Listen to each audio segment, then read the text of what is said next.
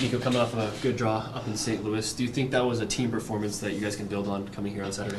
Yeah, of course. I think we had really tough results coming up to St. Louis, and it's a really difficult stadium, really difficult team. And I think we did a lot of things good. There is other things that we need to improve, but we're in the way. And I think the mentality, the effort was there. Some of the plays that we made and the chances that we created were really good. I think the first half defending was very good in moments that we could build pressure and move us from that mid low block. In the second half, I think we got a little bit tired. We didn't find those moments to build pressure, and it allowed St. Louis to get some chances also. But I think getting a point on the road is always important, and looking forward to play at home. Coming back home against Seattle, of course, it's the team that ended our season last year. What can you guys do to get a win here at home this time around? Well, I think first of all, we can wait to be in front of our fans. As I always said, and this is how I feel it and how I live soccer. The fans are the key of any club in the world. Without the fans, this will be very boring and very.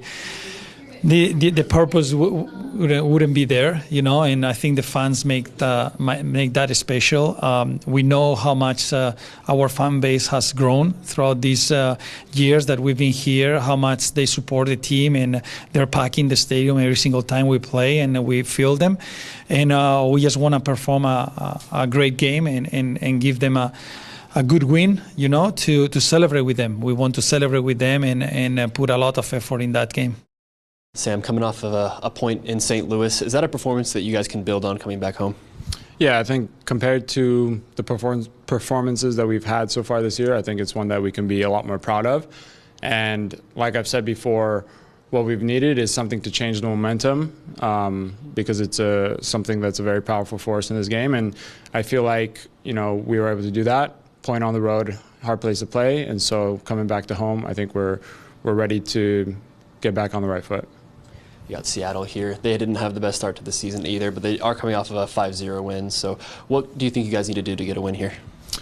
Yeah, I think we're very familiar with Seattle. We played them many times last year. I think, drawing on the things that have worked against them in the past, and also, looking at what we've been working on that's new this year and implementing those things, and kind of sticking to the plan that we have. You mentioned last season's battles with Seattle. Of course, the playoffs, that's where our season ended there. Is that in the back of your minds at all, or is this a new season, looking forward? I mean, a little bit, but at the same time, during the regular season, all the points are the same. And so being at home, I think we always really want to get the 3 points regardless of who it's against. Asier, tu primer entrenamiento completo con el equipo después de una lesión que tuviste en el abductor. ¿Cómo te sientes y cómo siente el equipo con tu llegada, con tu regreso a los entrenamientos? Bueno, es verdad que he estado varias semanas fuera del equipo.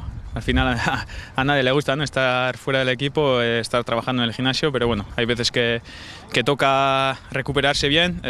Hoy he completado mi primer entrenamiento con el equipo y la verdad que me he sentido muy bien y con ganas ya de jugar partidos, de ayudar al equipo, que al final a todo futbolista le gusta eso, ¿no?, estar el fin de semana en el verde, y bueno, ojalá que sea así y que podamos ganar.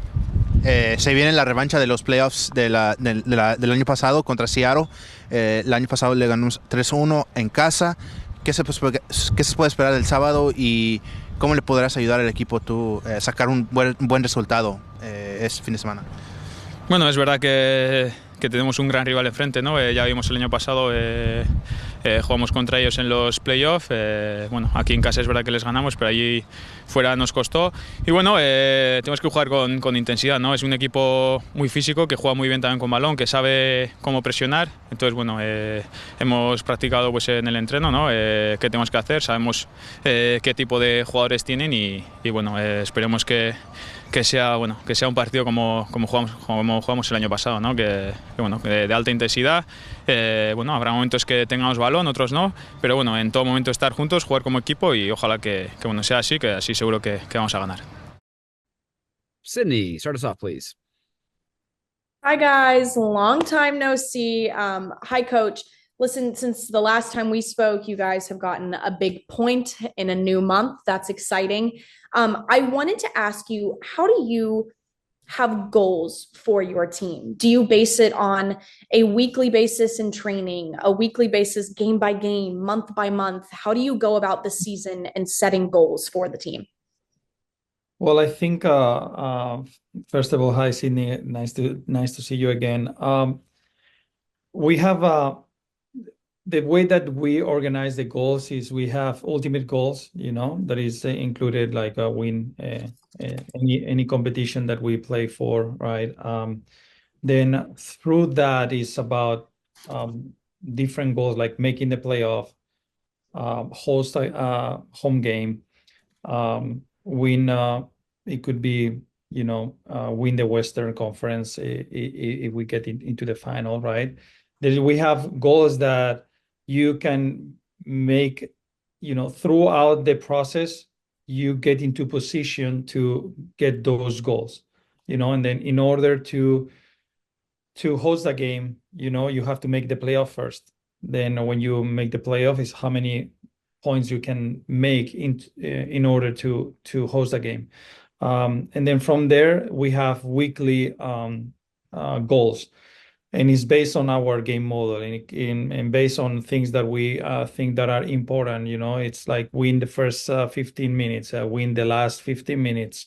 It could be runs in behind the back line.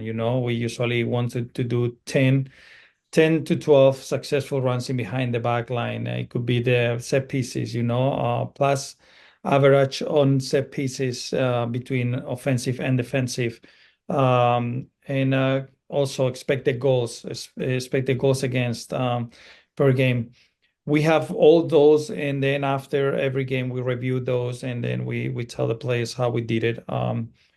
And this is more like milestone goals that we have. And the others, sometimes when we have a stretch of two games in a row or in on the road, like maybe can we get 4 to 6 points? Can we get something out that situation? Or we play at home and we have the next 3 games. Can we get 7 to 9 points? Things like that we sometimes change because sometimes it's more what you feel into the group that what they need. For example, in this game, the goal was improve in our performance because we were so focused on winning that we forgot to play well in order to win. Do our task on the field. We're thinking on winning that we didn't play against Austin. We weren't ourselves, and when you feel that, you have to change the goals of each game, and it's something that you reflect a lot. You analyze where the situation on the roster is giving confidence that first of all, to get a win, you need to perform well. Then we're far away on performing well. Then let's perform well, because if we go back to last year, we got a lot of ties, but we performed well. Like you could either win those games or tie it, but you were closer to win because you performed well those games. Then I think we were so focused on winning and that we forgot about being ourselves, playing our identity, trying to be better than the opponent in the different areas, and see at the end of the game where we at. And I think against San Luis, we saw a good advance on different areas for a long time. I think it's true that at the end they created 2 big chances, but throughout the game it was very equal, the chances that we were creating and the ones that they created. And I think that helped the team to focus on performing well, and everyone do their best. Is that the same goal you have going into this coming weekend, is to simply just perform well, or is there anything that's a little bit more specific heading into this game against Seattle? Yeah, I think for us is 2 things. Is how you balance between winning and focuses on winning and performing, right? We play at home. when you play at home, you have to go for the win. It's no doubt about it. And we know if we have a good home record, we'll make the playoff. But last year we didn't have a good home record, and we made the playoff, and because we had a good we got a good amount of points on the road. But we need to keep improving. Then I think we set up a good base to build on in the game against San Luis. And our focus the whole week is how we can be better defending, how we can be better than what we did in the second half. Like we were too low in the second half. I think the first half we were more like a mid block to high or mid block to low, but no low. And in the second half was a lot of low blocks. And then on the attacking side, I think we had really, really good attacking opportunities, really good chances. Our highest expected goals in the season, and really good plays. But we need to get more of those often. And then this is what we have to keep building on. And I think it's how we find the balance on how we grow on these different areas that we have improved, and we focus on that, but also knowing that we play at home and we have to win. Thank you, Coach. You're welcome. Thank you, Sydney. We'll jump over to Sam Hale, please. Hey, Nico, I was wondering how, if at all, is it different orienting your team around a guy like Peter Musa as opposed to a player like Jesus Ferreira, who's been your primary attacking player for the last couple of years? Well, I think it's different because when we started the first year, we played the same style that the national team played. We had a bunch of players that play in the national team, and then it was really easy to pick that. Analyzing why we got short on the playoff, playing in that way, and having other profile of players that we have right now that we cannot play in the same way. It's we have more players that are coming from different ideas, different styles, and we're now trying to get back to that. When you're winning, like happened the first year, it's easier to reinforce and to grow. When you lose confidence, and then the process is slower. And we're in that point. I think we are all knowing how to do things, but I believe that we are getting in a decent point, because you can see like how he can assist. You can see that the last chance that Dante had in front of goal, it is because Parker is focused on Musa, and then he left the mark. He left Dante free, and then this is where we're gonna find a lot of teams focus on Musa and leaving other players free, and this is what we have to try to find out. Also, Iara has been posting on Twitter some pictures of him in training. How has he looked this week, and is he looking good for Saturday? He's looking good. We'll see tomorrow's training to make the final decision to see if he can be in the roster. Also, Marco, he trained today with a group, and was able to have a good training. And then if tomorrow he can do well, he also could be available for the roster. Thank you, Nico. You're welcome, Sam. Let's go to Drew, please. Hey, Coach. Hope your Thursday's going well. Just want to touch base on something we talked about on Saturday following the St. Louis game, when we talked about your decision to keep Nicosi Tafari on the bench as opposed to starting him like he had been all season. Just curious how he's been doing this week following that game where he didn't play, and if you're expecting to see him more on Saturday.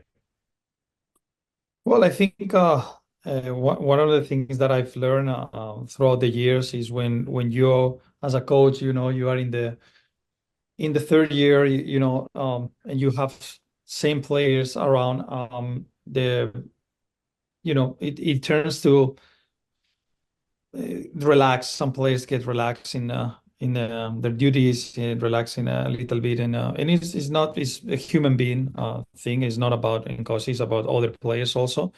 And we're doing this, and it's not gonna be the only player that can happen that. And we're evaluating in very detail how everyone is responding, how everyone is working throughout the weeks, and we want players compete to get a spot. I think this helps the healthy competition from the entire roster, and it benefits the team. And I think I prefer to have that, and to have a lot of competitive players that want to be a starter and can be in a starting position, and push them. And if someone else is doing better, or we think it can compete better, it's just we need that everyone cannot relax, because we didn't have a good start on the competitive side. Um, and we just need to build that competitiveness. And we coaches uses different strategies, and we have to observe and analyze and be fair. And some players are doing a good job, and they're stepping up, and we have to give that opportunity. And for a course, it can come in any time this weekend or next weekend, and any time that he responds in the right way, as he's doing. And he's also, players sometimes has ups and downs during the season, and have different. We're humans, and we cannot be all the time competing at the highest level. And he just need to recover that level that put him in a great position this year to start every game, and last year. And I think it's great, and I love that. I love to push my players. I love to not let them to get relaxed. And this is why also it's important to have everyone healthy, not only because of the quality of the players that are injured. If not, it makes very competitive to everyone, because everyone wants to be on the starting 11, and it's only 11 players that can be there. And we have to be, as coaches, and me personally, fair about who is performing well and who's not, and how to manage that situation. And hopefully we can see the best Cosi very soon, and you guys can see it, and I'll be more than happy. I love him. I love him as a player. I believe him since I arrived the first day, since the first conversation that I had with him. And I told him about his qualities and things that he had to improve in order to be the center back that I believe he could be. And he's not there yet. I truly think that he can be much, much better, much, much better. And we're working on that. And sometimes you have to, give a little bit of spark to your little bit of fire to your players, in order to respond. You touched a little bit about injuries a minute ago. I was just curious what the status of Jesus is right now. Jesus is, everything goes well, Sunday we'll train with the group. Okay, and last one for me, just looking at Seattle this weekend. They always had a slow start, just like you guys have had so far this year, but 5 goals last weekend, kind of an offensive explosion out of their group. What did you see in that result over Montreal that worries you going into Saturday's game? And on the other end, just what can you do to expose their defense into causing more issues? Because I think they've lost 3 games on the road so far this year as well. Well, I think Seattle is a great team. I think we throughout these 3 years we've done a good job playing at home against them. I think they tied 1 game. We won 2 games at home, and I think they're a strong team. They're a really, really strong team. This is why they played last year. It was the semifinal after beating us against LFC, and then I think they did a really good job against LFC. And the difference was that the LFC scored a goal and they didn't, but they had a lot of chances to score a goal. And I think they have a very solid defense. They have a very good attack, a strong midfield. they're a really good team, and they do a good job. Brian is a great coach, like with a lot of experience, a lot of success in the league, and it's going to be really, really difficult. The things that stood out to me, like I don't think Seattle was playing their best against Montreal. The first until Seattle scored, I don't think I think Montreal was doing a really good job, to be honest. But goals change things. Rui Diaz scored a really nice goal, and this is one thing that we have to know is Seattle doesn't need to be in the game to be engaged, to be doing really, really well in order to win a game, because they have quality players that can change the game. And after that goal, it was very quick. The PK 2-0, and it's difficult to get back 2-0 against Seattle. And in the second half, they play much better. Seattle and Montreal dropped because Seattle, they got that confidence, and probably they were feeling not that confident at the beginning because they were coming from different difficult results, and they just needed that little lucky, or a player making a play like to get that confidence. And the second half they played really well, and they were the Seattle that we all know. But I think it's a good test for us. I think we're coming from a difficult field against an opponent like San Luis, and now we get Seattle, and I think it's a really good test for us. Coach, given the timeline it's taken on Jesus's return, any I don't know, reservations or thoughts about how you guys have attacked his recovery and getting him back with such an important player for you guys? Well, the thing with Jesus is it was a grade 1 hamstring, but it's close to the tendon. When it's close to the tendon, you have to not take a risk. And this is why we're not taking a risk, because it's and I asked the same question to the doctor, and that was his response. Like when it's close to the tendon, we need to make sure that we take the necessary time, that we don't risk a new injury that could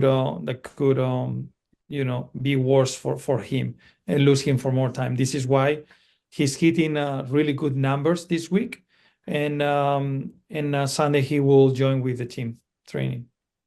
Okay, terrific. Thank you for the explanation. You're welcome.